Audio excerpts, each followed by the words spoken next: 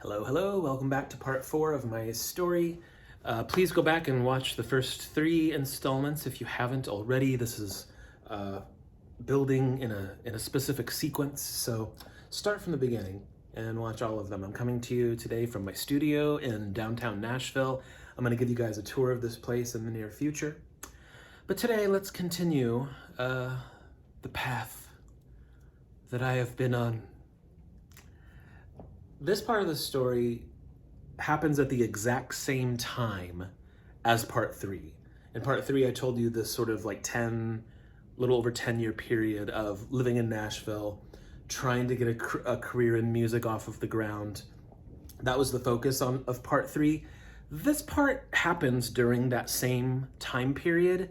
And what I wanted to tell you about today are all these little weird tangents that happened at the same time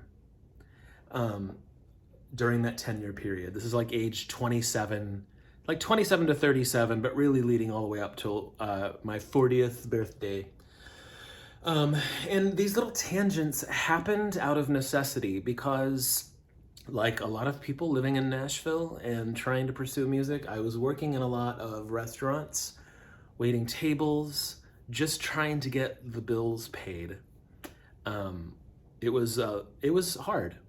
It was a lot of struggle. It was a lot of just barely making ends meet, sort of like sacrificing any sense of normalcy just to make the dream come alive. And I hate working in restaurants.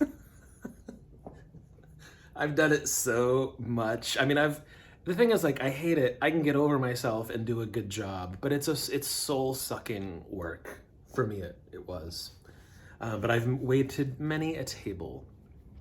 But here in Nashville, it's an entertainment city, it's a music business city, and all of these weird opportunities kept popping up, and I would often take them for the money, just to take a break from waiting tables,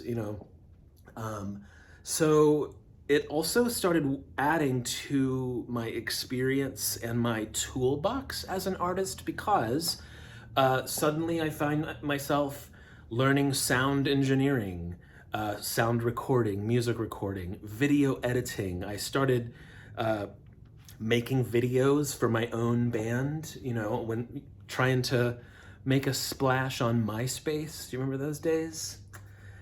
So learning camera stuff, editing. I started working on music video sets here in Nashville, photography shoots. I would just start taking all these odd jobs for the money. And also, unexpectedly, I start learning all of these other skills and kind of broadening my artistic interests unexpectedly, which is a good thing because I didn't know it. It happened very slow and gradually, but my artistic music dreams were dying. And it took me a long time to be able to admit that. I held on tight for a super long time, but the passion of it was just fading. When I was 17 playing in bands, or even in my early 20s, I loved playing in a band. It was like the coolest thing. As the years went by, just, a lot of things start happening, like I told you in the last section about this sort of life panic that was building up inside of me, getting all mixed in with the passion and the music, and it just became very not fun over a very long period of time. It took me a long time to really come to terms with that and let it go. So along each passing year, I'm taking all these odd jobs. There's this dinner theater here in town that pays not a lot. Actually, looking back, I mean, they're not open anymore, but it was not good money at all. But it was a break from the restaurants. So I would take these 2-month gigs at this dinner theater, often around the holidays. There was a holiday show, and I would take it just to make some money and take a break from the restaurants. So I did a lot of theater like that. That led to other theater jobs and film jobs. script writing, like I said, filming, video in front of and behind the camera, you know. This is over like a 10, 13-year period. All these different experiences. I ended up taking a job on a cruise ship for several months. It was like this pre-dinner lounge comedy show. It was super cheesy, but I took it again for the money and the travel. And when I took the job on the cruise ship, that was the first real time where I was like, I think I'm walking away from music. I'm not enjoying it. The passion for it is, I was slowly starting to come to terms with it when I took that job on a cruise ship, because it was several months long and took me away from Nashville for, you know, half a year. I came back. We should have stopped then, but when I came back, we gave it one more chance and sort of reinvented our sound, our look, made a lot of bad decisions because every decision we made was, let's just try and make it. Let's just, you know, it's like one last stab, but it was like a weird stab. It was in the era where Coldplay was very popular, and so we were just kind of trying to sound like that, and it wasn't authentic. And it didn't work. When that project finally fell apart, I was like, I think I'm done with that. I can't do that again. That was so much work. It was a decade or plus of my life. And I was pretty lost for a minute. I started writing stories. Quite honestly, I was reading a lot of David Sedaris. And I was like, I could tell my story in that vibe. So I was writing a bunch. And one day I took my writing to an open mic, again, very David Sedaris, and I just read it out loud. I didn't know why I was doing this. I wanted to do something different than playing in a band. And that night, looking back, was kind of pivotal because I read my story and I knew it was funny. It was a funny story. I meant it to be.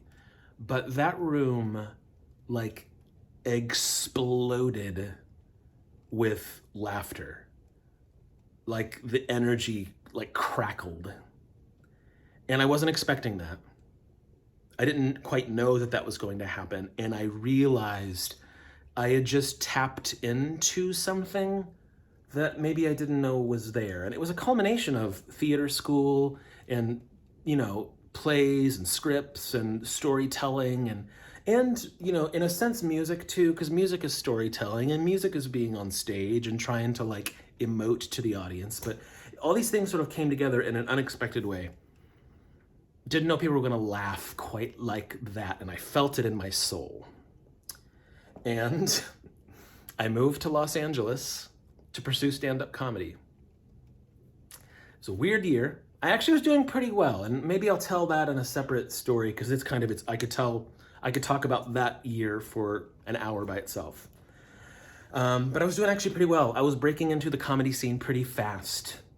I was performing at the Comedy Store, the Improv in Hollywood. I was doing it.